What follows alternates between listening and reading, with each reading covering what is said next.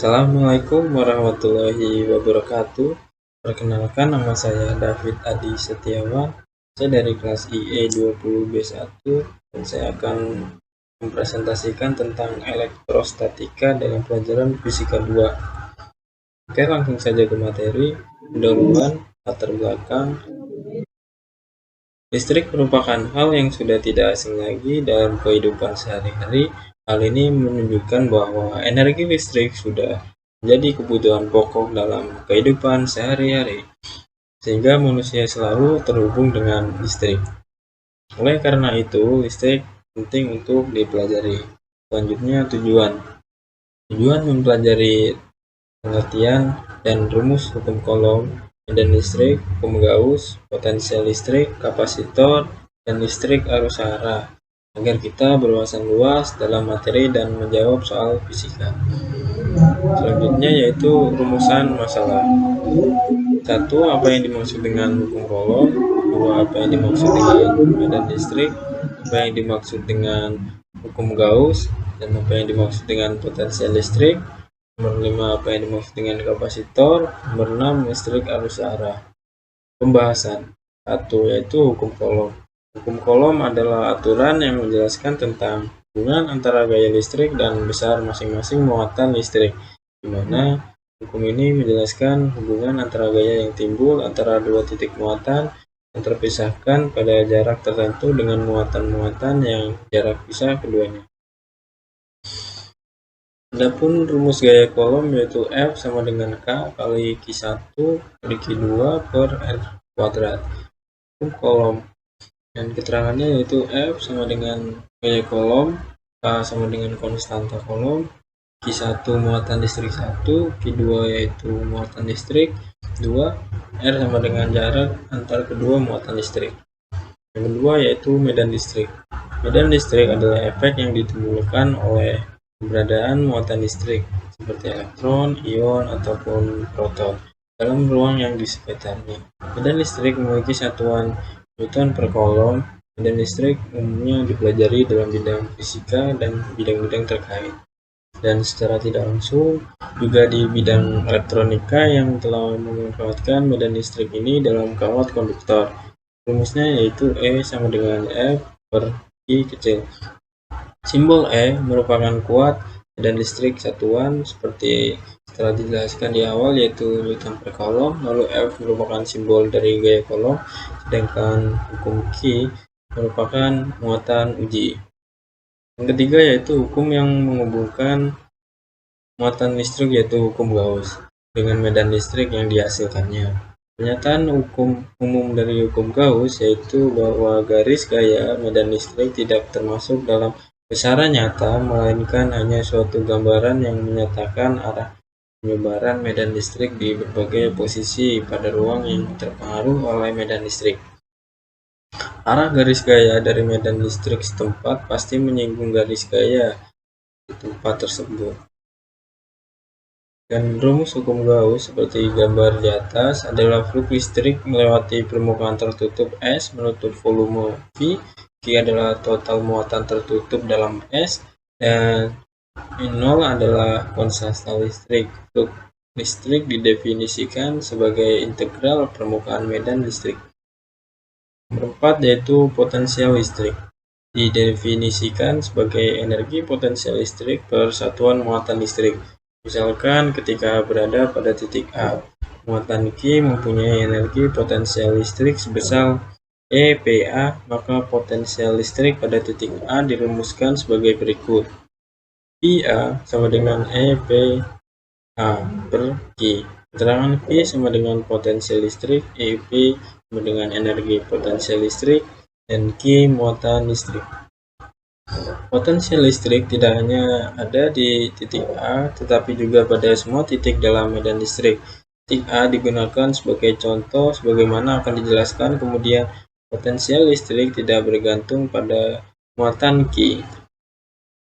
Nomor 5 yaitu kapasitor atau disebut dengan kondensator, adalah komponen elektronika pasif yang dapat digunakan untuk menyimpan muatan listrik dalam waktu sementara dengan satuan kapasitasnya adalah farad. Satuan kapasitor disebut diambil dari nama penemunya, yaitu Michael Faraday dari tahun 1791 sampai 1867, yang berasal dari Inggris. Namun farad adalah satuan yang sangat besar. Oleh karena itu, pada umumnya kapasitor digunakan dalam peralatan elektronika adalah satuan farad yang dikecilkan menjadi picofarad, nanofarad, dan microfarad. Jenis-jenis kapasitor. A yaitu kapasitor keramik. Kapasitor keramik adalah kapasitor yang isolatornya terbuat dari keramik dan berbentuk bulat tipis ataupun persegi empat. Kapasitor keramik tidak memiliki arah ataupun polaritas, jadi dapat dipasang bolak-balik dalam rangkaian elektronika pada umumnya. Yang kedua yaitu kapasitor polyester, yaitu kapasitor yang isolatornya terbuat dari polyester dengan bentuk persegi empat. Kapasitor polyester dapat dipasang terbalik dalam rangkaian elektronika atau tidak memiliki polaritas arah. Nomor 3 yaitu kapasitor kertas. Adalah kapasitor yang isolatornya terbuat dari kertas, dan pada umumnya nilai kapasitor kertas yaitu bersekitar di antara 300 pF sampai 4 UF. Kapasitor kertas tidak memiliki polaritas arah atau dapat dipasang bolak-balik dalam rangkaian elektronika. Dan nomor 4 yaitu kapasitor mika kapasitor, yaitu kapasitor yang bahan isolatornya terbuat dari bahan mika. Nilai kapasitor mika yaitu pada umumnya bersekitaran 50 pF dan sampai 0,02 UF. Kapasitor mika juga dapat dipasang bolak-balik karena tidak memiliki polaritas arah. Nomor 5 yaitu kapasitor elektrolit, yaitu kapasitor yang bahan isolatornya terbuat dari elektrolit dan berbentuk tabung atau silinder.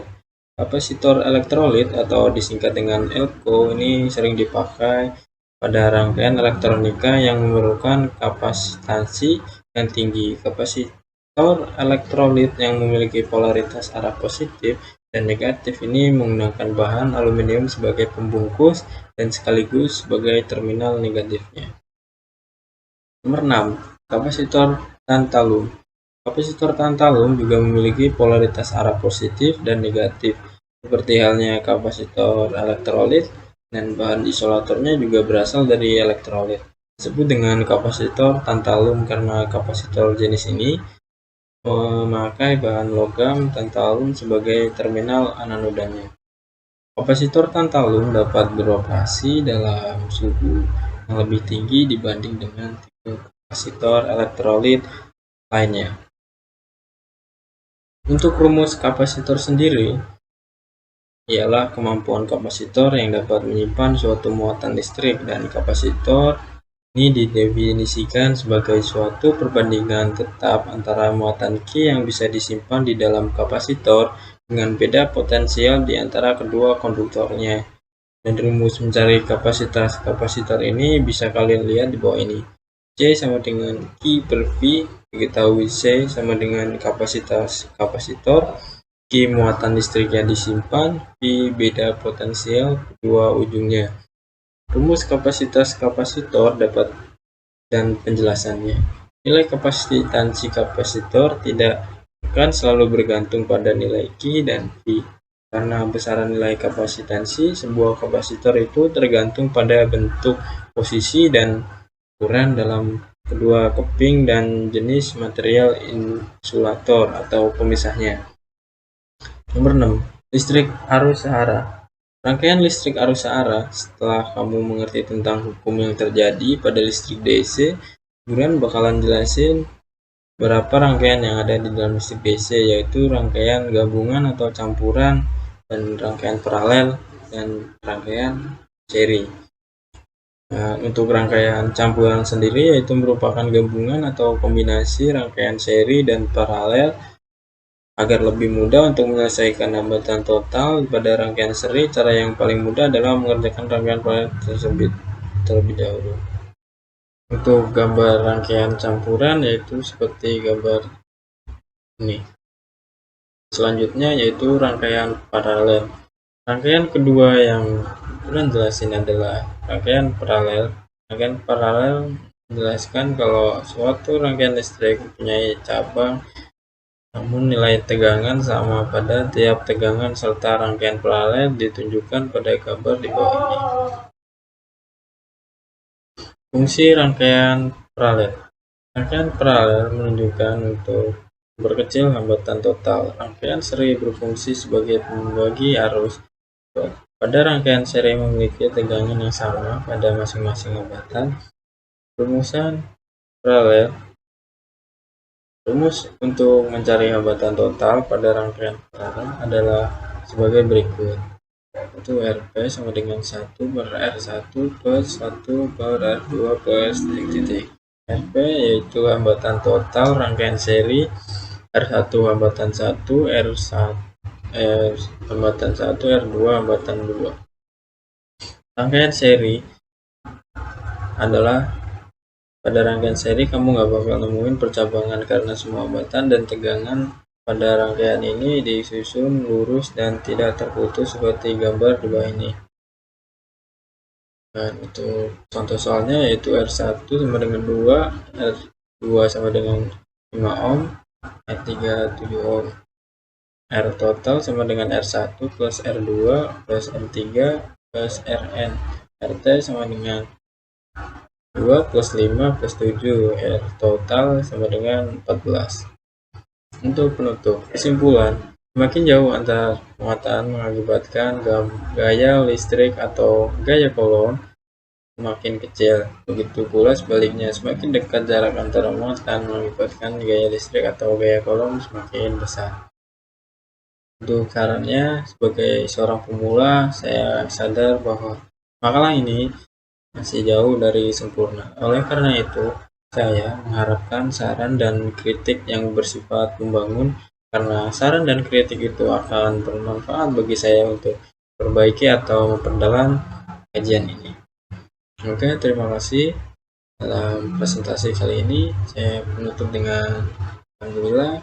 Assalamualaikum warahmatullahi wabarakatuh.